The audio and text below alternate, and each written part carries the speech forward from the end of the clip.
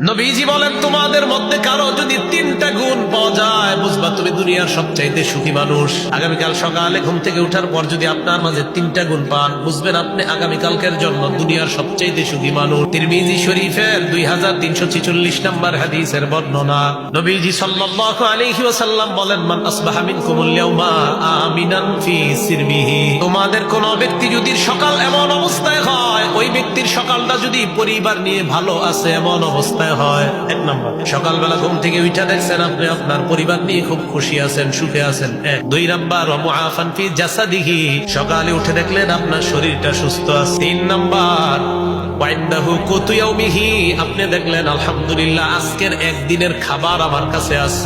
নবীজি বলেন, ফাকান্নামা হিজাত লাহুদ দুনিয়া। ওই ব্যক্তির জন্য কেমন যেন দুনিয়ার সব কল্যাণ একত্রিত করা হয়েছে। সুখী মানুষ 3 গুণ।